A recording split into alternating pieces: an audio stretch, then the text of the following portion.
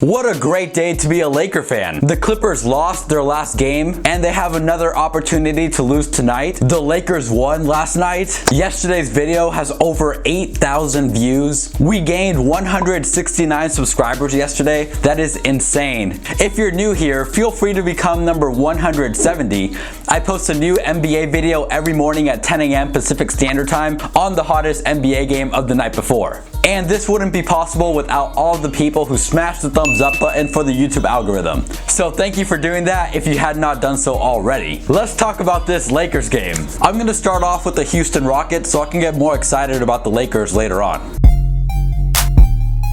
Alrighty, Houston Rockets. Even though you guys didn't have the outcome you would have so desired, I have to admit, for the most part, you guys played a very good game. Let's look at some of these things I wrote down. For example, you guys had 6 guys in double figures. I know the Lakers didn't have 6 players in double figures. Eric Gordon had 24 points, PJ Tucker had 18, Robert Covington had 17, James Harden had 27, which is crazy to say 27 for James Harden is a bad night. Russell Westbrook had 10, which we'll talk about in a second, and Daniel House had 13. And not only did the Rockets have 6 guys in double figures, but as a whole, you guys shot 45% from the field and 42% from 3. And to be a little more specific on that 3-point stat, you guys made 22 3-pointers last night.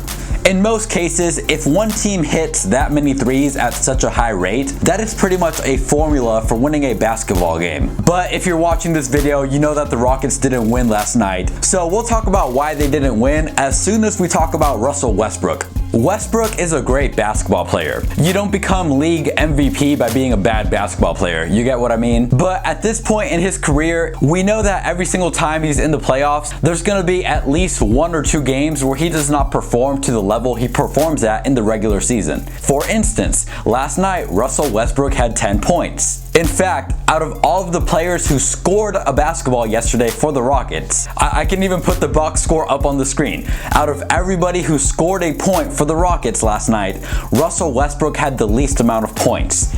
Now, I'm not pocket watching people out here. I don't know what everybody's getting paid, but I can almost guarantee you that Russell Westbrook is either the highest earning player on the Rockets or he's the second highest earning player behind James Harden. And besides only putting up 10 points, it would be a different story if he put up 10 points on 5 of 6 from the field or 5 of 7 or something like that. But Russell Westbrook put up 10 points on 4 of 15. Maybe he was working out with George Paul.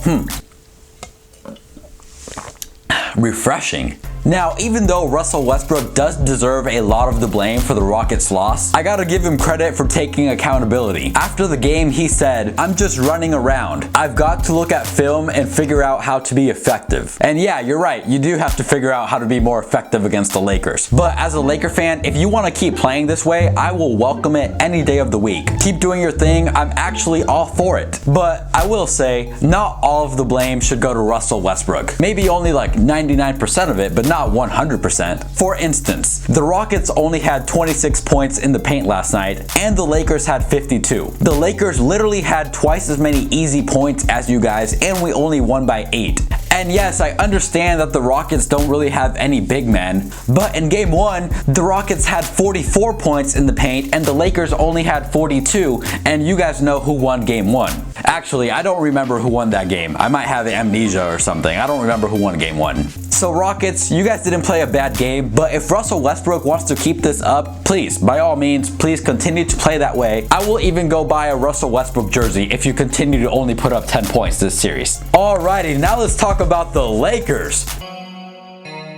Can we start this off with a thumbs up for the YouTube algorithm? Danny Green had 9 points on 3 of 5 from 3. All I've been asking for from Danny Green is just to do what he's getting paid to do. 3 of 5 from 3, I can live with that. And then Kyle Kuzma had 13 points in 21 minutes. And I'll take 13 points in 21 minutes any day of the week. And he also grabbed 6 rebounds, so I'll give that performance an A. LeBron James. At the age of 35, LeBron James had 38 points, 9 assists, and 11 rebounds. And then Anthony Davis put up 34 points, 4 assists, and 10 rebounds. And look, I'll never complain about a stat line like that. 34 points, 10 rebounds, 4 assists. Only someone with unrealistic expectations would complain about a stat line like that. However, even though Anthony Davis was making his mid-range shots and his little jumpers last night, I don't really want to see Anthony Davis taking jumpers. The Lakers have 3 7-footers. The Rockets starting center is 6'7". Who cares about taking jump shots? We have Rondo back. Rondo is not looking to score the basketball.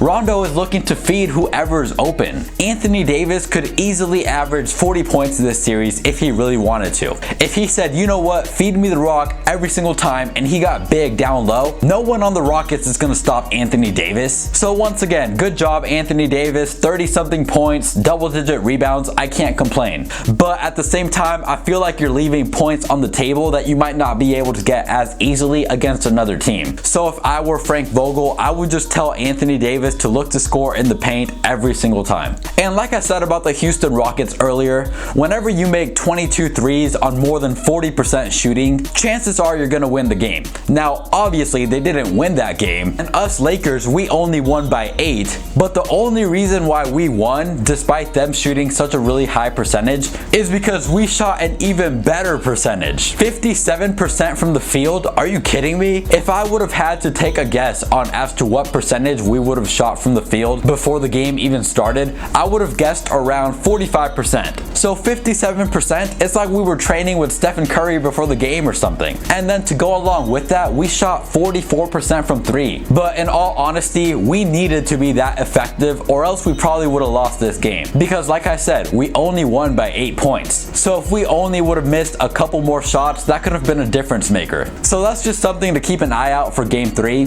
But hey, a win is a win, right? And then Rondo, 10 points, 9 assists. Markieff Morris, 4 of 5 from 3 and 16 points. Rondo kept feeding him the ball and he just kept making the shots.